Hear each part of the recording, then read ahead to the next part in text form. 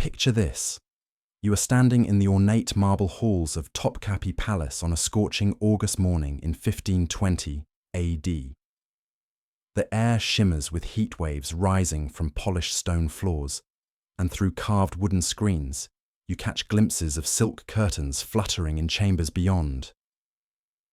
The scent of rosewater and jasmine drifts from hidden gardens, but beneath these pleasant aromas lurks something else.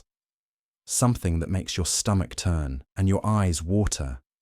A smell so foul, so overwhelming, that even the palace guards stationed outside certain chambers breathe through their mouths and try not to gag.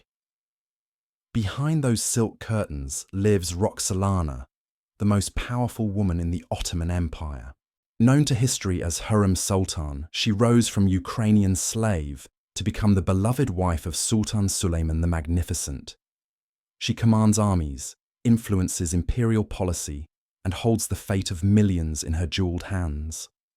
Yet this woman who shapes the destiny of empires has embraced hygiene practices so revolting that they would make a medieval peasant recoil in horror. The servants who attend her speak in whispers about the ritual that occurs each morning in her private bathhouse. They describe scenes that sound more like torture chambers than royal ablutions. The smell that emanates from her quarters is so distinctive that courtiers can track her movements through the palace by following their noses. Foreign ambassadors write detailed reports to their home countries, not about Ottoman military might or political intrigue, but about the nauseating odours that assault visitors to the imperial harem. What you are about to discover is not a tale of ignorance or poverty driving poor hygiene. This is the story of deliberate choices made by someone with unlimited access to the finest soaps, perfumes, and bathing facilities in the world. Roxolana's hygiene horrors were not accidents of circumstance, but carefully cultivated practices that she believed would preserve her beauty, enhance her fertility, and maintain her supernatural hold over the most powerful man on earth. Before diving into these forgotten stories of survival and suffering, if you enjoy learning about the hidden truths of history, consider hitting that like button and subscribing for more content like this. And please comment below to let me know where you are listening from. I find it incredible that we are exploring these ancient stories together from different parts of the world, connected across time and space by our shared curiosity about the past. The Ottoman Empire of the 16th century was the pinnacle of Islamic civilization. From the gleaming domes of Constantinople to the bustling markets of Damascus, Ottoman culture celebrated cleanliness as both a religious obligation and a mark of sophistication. The empire's public bathhouses were architectural marvels where citizens gathered to socialize, conduct business, and maintain the ritual purity demanded by Islamic law. Yet, within the walls of Topkapi Palace, the woman who held more influence than any other was practicing hygiene rituals that defied every principle of Islamic cleanliness. Roxolana's morning routine began before dawn in a specially constructed chamber adjacent to her private quarters. The room was designed like a traditional hammam, with marble benches, heated floors, and an elaborate system of pipes that could deliver water at any temperature. But instead of the crystal-clear spring water that flowed to every other part of the palace, Roxolana's bathhouse received a different kind of liquid entirely. The smell hit you first, a sharp, acrid odour that burned your nostrils and made your eyes stream with tears. It was the unmistakable scent of concentrated animal urine, collected from the palace stables and stored in massive ceramic vessels until it reached a potency that could strip paint from walls. This was not an accident or a mistake in the palace plumbing. This was Roxolana's beauty secret, her fountain of youth, her path to eternal allure. Each morning, servants would heat these vessels of aged urine until steam rose from the surface like poisonous fog. The liquid would then be poured into shallow marble basins, where Roxolana would immerse herself completely. She would soak in this revolting brew for up to an hour, occasionally ladling more of the heated urine over her hair and skin while chanting prayers in her native Ukrainian tongue.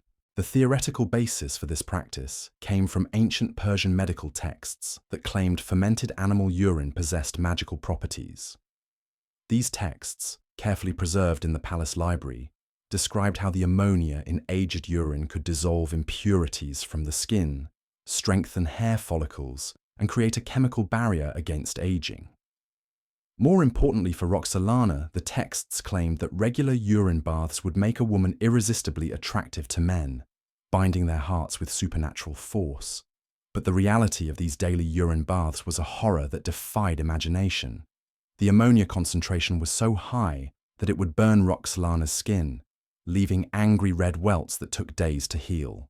Her hair, repeatedly soaked in the caustic solution, became brittle and discolored, breaking off in chunks that servants would sweep away each morning. The smell that permeated her body was so intense that it could not be masked by any perfume, no matter how expensive or exotic. The physical effects were only the beginning of Roxolana's suffering. The psychological impact of deliberately immersing herself in such filth created a kind of mental prison that grew stronger with each passing day. She became convinced that missing even a single urine bath would cause her beauty to fade instantly, her influence over Suleiman to evaporate, and her position in the palace to crumble. This obsession drove her to extremes that shocked even her most devoted servants. During the winter months, when the palace was cut off from fresh supplies, Roxolana would hoard urine like a miser hoards gold. She maintained a network of stable boys and animal handlers who collected the most potent specimens for her personal use. The storage chambers beneath her quarters became repositories of aging filth, each vessel carefully labelled with the date and source of its contents.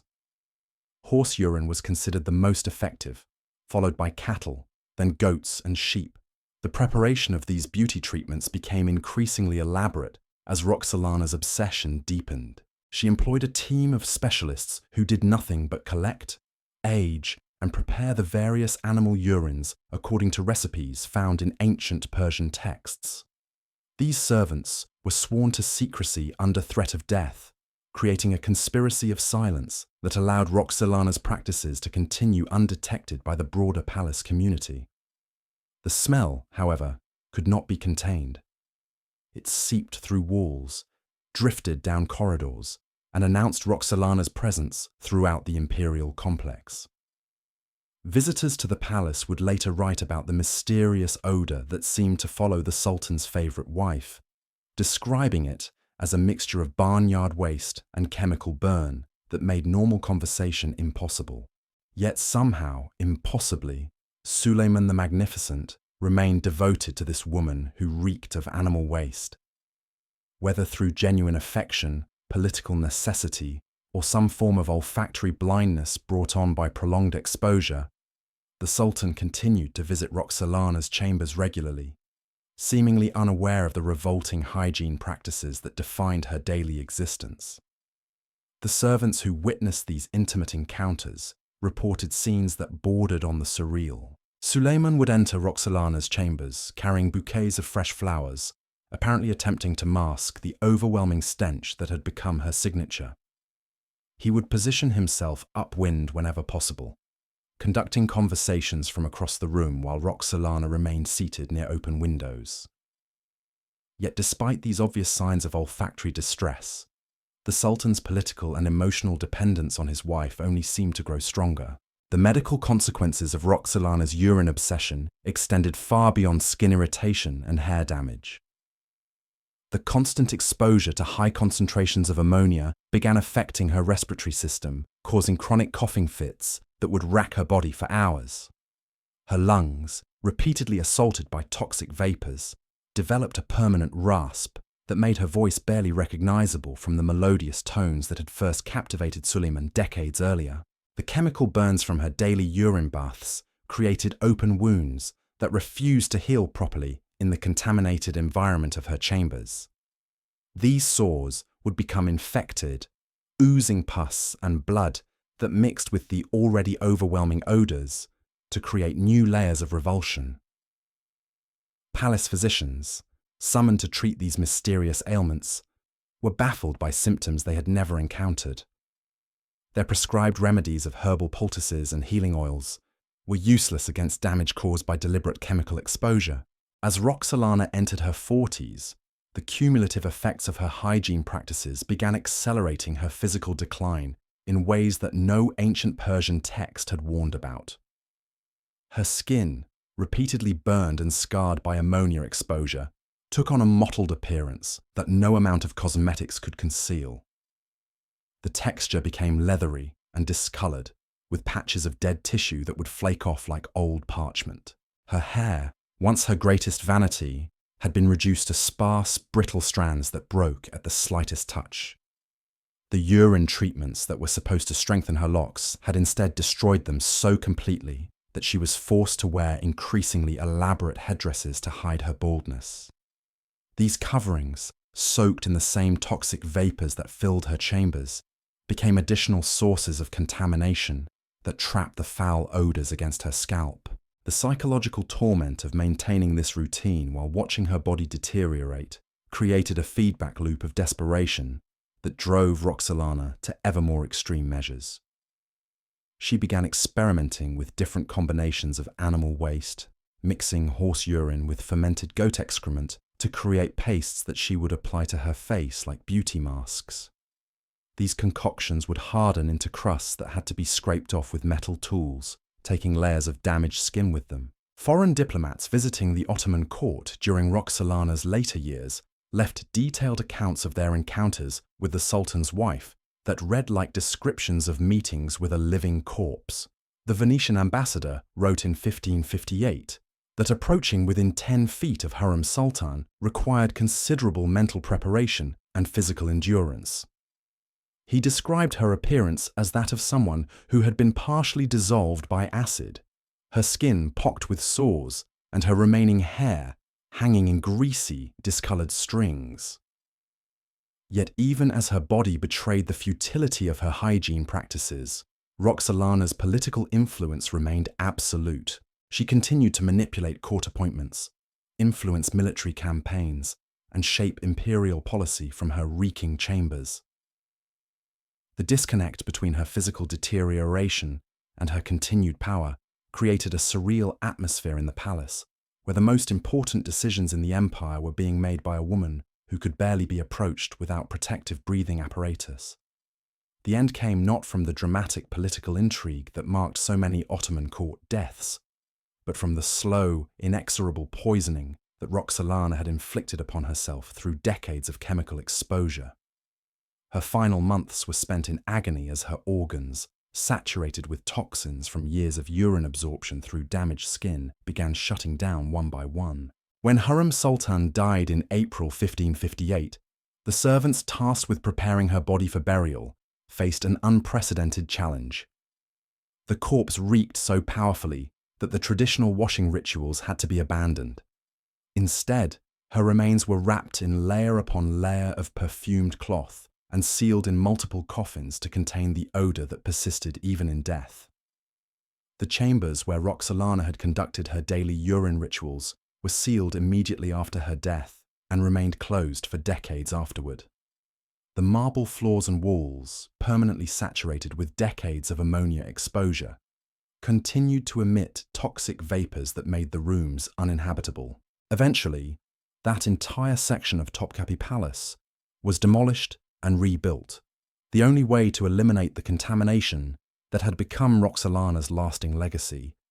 As you stand once again in those marble halls of Topkapi Palace, now cleansed by centuries and countless renovations, the morning air carries only the gentle scents of rose gardens and sea breezes. The horror has been sanitized, the truth buried beneath layers of romantic legend about the great love between Suleiman and his Ukrainian bride.